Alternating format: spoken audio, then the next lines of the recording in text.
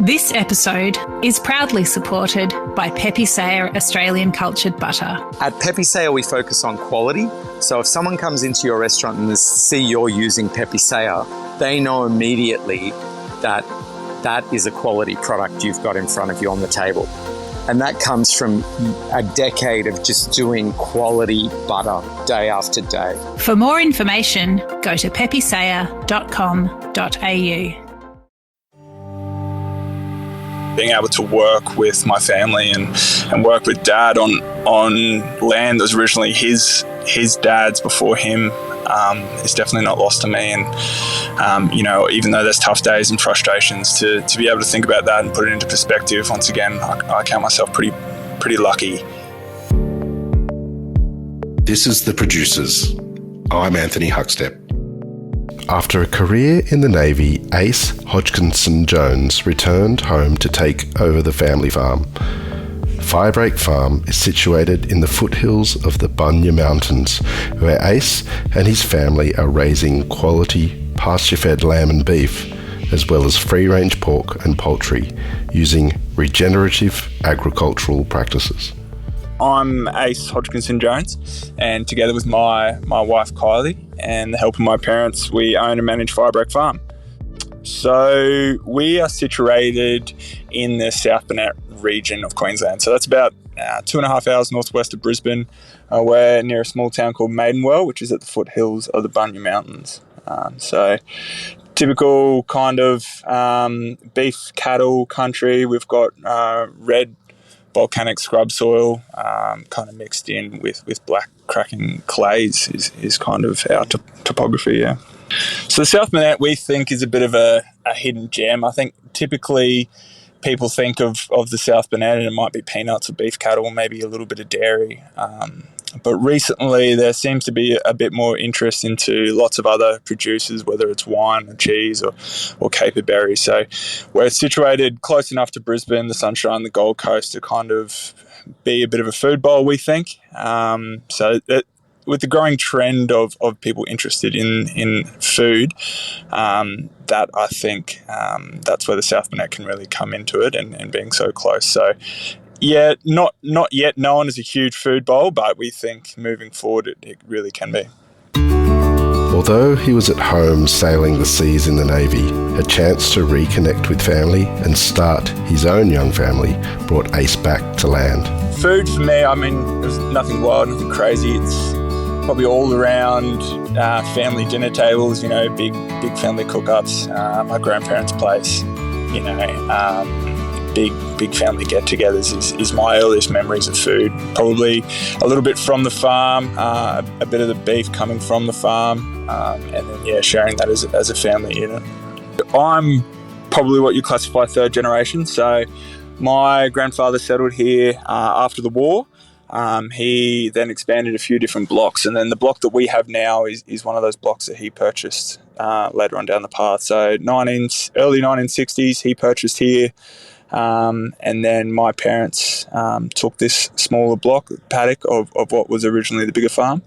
And then I've recently come back with my wife. We've decided to run it.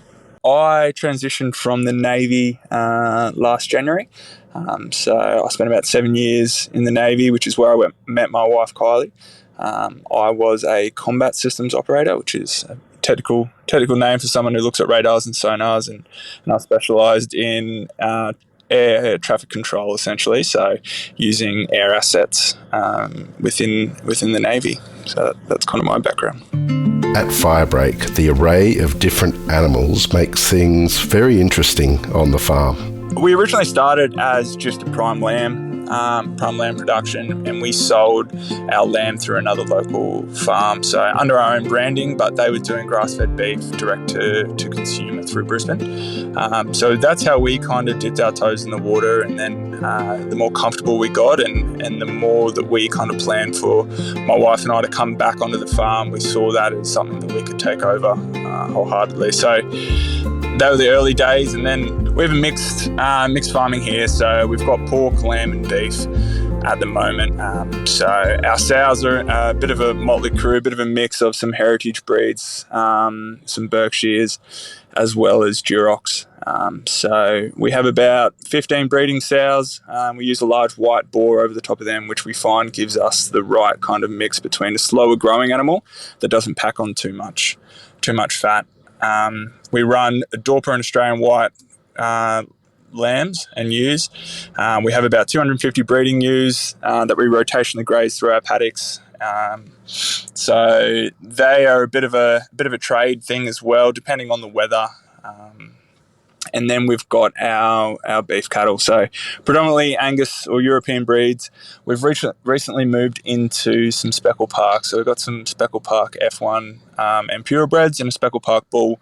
So we're moving down that path as well. And that's something we really hope to grow into the future. We're hoping to get out of the Speckle Parks a bit of improved carcass quality. We've heard a lot about not only their temperament, but how they can finish on grass. And we're a fully grass-based system here, so that's really important to us. Our whole farm is run with regenerative methods, or the whole regen space. So we use the pigs as part of our no-till. So get rid of old trash. We have a fair bit of lantana and brush and that sort of thing. So they tend to dig that up. They do a really good job. We then seed cover crops through that, and then bring the lambs and the cattle through. So we're finding that's working at the moment, pending rain, and a few other things. We've also got a lease block which really assists with our cattle production, particularly at the moment when we can move cattle around and try and match that stocking density to the feed that's on offer. We quickly learnt that it's just as much a logistics game as it is a farming game. Whether it's matching the stocking rate to the food on offer through to organising kill dates and processing dates and picking that up and getting that through to the customer. So what attracted me to farming is obviously being outdoors and being with animals and improving the land. But there is a lot of time and effort spent, I guess, behind a computer as well, and behind a phone, just coordinating all of that and working that out so it can be as seamless as possible to our customers and consumers. Although he has a routine, Ace concedes anything and everything can go wrong on the farm, but that keeps things interesting. So every day is kind of bookmarked, so start and finish with rounds with the pigs. So we feed them twice a day, check their water. They're pretty hard on water and fences and that sort of thing. So that's always the start and the end of the day. And then in the middle will just depend on the projects at the time. So at the moment we're building some retreats on our farm so people can come and stay and experience the South Burnett and our farm. So a lot of the middle of the day and those sort of bigger projects are involved with the project management of those cabins and putting in extra water lines or planting trees and accessibility and all that sort of stuff. So no one day is really the same. If something comes up in the morning, whether it's a broken water pipe or the weaners have decided to go and live with the neighbours, then that will take priority. So yeah, the stereotype of sheep being the dumbest animal on the farm is definitely true.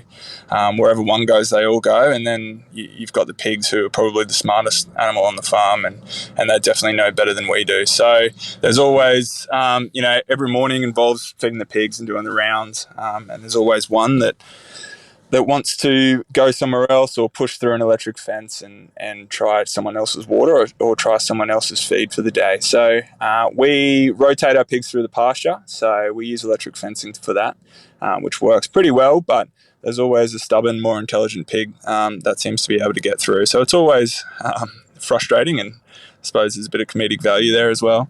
But yeah, everyone seems to get along pretty well. Supplying the local market, both consumers and the restaurant industry, is the primary focus for Ace. So we sell direct to consumer, mainly through our local area and Brisbane. So we do farmers markets in Brisbane twice a month, and then through a CSA style model and delivery options, we deliver to the local area in Brisbane once a month as well. So we really enjoy that and enjoy meeting our customers, and we take kind of great pride and responsibility in being able to hand over our produce that we've raised, and we know how it was raised, where it was raised, and the way it was treated to be able to feed other families, really. And that's that's really what it's all about for us. So that's, the commodity sort of base selling through yards doesn't appeal to us as much. We don't get that feedback or that kind of warm and fuzzies as we do, seeing our locals at the farmers markets and them telling us, hey, we did this with the porchetta or this pork belly, or, that lamb chop was unreal, blah, blah, blah. And it allows us to tell them what's happening on the farm as well. It's pretty dry at the moment out here, and we can say, the lambs are a bit thin on it at the moment. That there's not as much fat coverage because of X, Y, and Z. And we really enjoy that part of it, I suppose. So direct to consumer, which we'll continue to do. So we're supplying a restaurant in Brisbane currently with our pork, which was once again a bit of a pipe dream. Sort of, we can't believe that our name is on a menu in Brisbane. So when we went in there and we had it for the first time, and we were able to eat our produce through a fine dining experience in Brisbane, was just amazing. We had to pinch ourselves to be like, hey, this is our produce. This is what we do, and having it prepared by people who care for it as much as we do, and have that confidence that they're doing the best that they can to prepare it in a way that really honours that animal and honours what we do on farm. So that was awesome, and obviously they can cook better than I can, so that was really nice too. Finding your sea legs in the Navy might seem like a nautical mile away from farming, but as Ace explains, there are skills that can be applied to both. Spending my time in the Navy, you spend a fair bit of time away, different cities and that sort of thing, which is good fun. But for me, I really needed to come back home, and my parents are still on the farm helping my wife and I. So being able to work with them on a daily basis and fix fences with Dad, and now that we've started a family of our own, to be able to do that out on property and on land and in fresh air, I think is pretty life-changing. Not everyone is afforded that in their life, I suppose. So I think that's pretty special. That's a special part of farming for me. Now, with the foundation at Firebreak Farm, Ace is looking to take advantage of the idyllic landscape too. So a big thing for us is we're putting 2 cabins on the farm that we call the Firebreak. So that's predominantly around showcasing the South Burnett. We think it is a great area for food production moving forward, and if we can kind of collaborate with some other local producers in not just the meat industry, but everything from honey and caper berries and other experiences, that we can bring people out to the South Burnett. So that's a big push for us at the moment. We hopefully are opening the doors probably early in the new year. And we can show people what we do on farm, and they can build confidence in their food system, and we're pretty proud to show it off. Although Ace loves working with animals and on the land, the connections forged with consumers is what drives him. Well, I think farming in general is quite a social industry. You really need to leverage on relationships and build relationships quite easily. And working hard and working long days kind of goes without saying. So that's some of the things that I lean on now, and now that I've come back to the farm after my time in the Navy and after my time away, living in Sydney and South Coast and WA and that sort of thing, being able to come back and build those relationships easy and know what a good hard day looks like. And also what it can be like on the other side. I had a real yearning to come back to the farm, to be outdoors and to spend that time in the sun.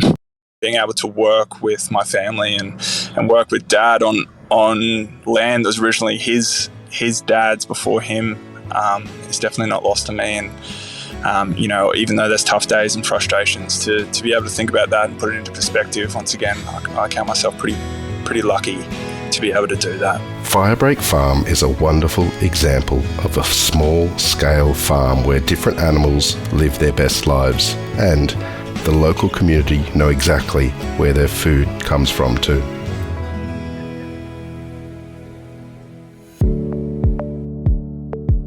This is The Producers, a Deep in the Weeds production. I'm Anthony Huckstep. Stay tuned as we share the stories of producers, farmers, makers, and growers, the true lifeblood of the food industry.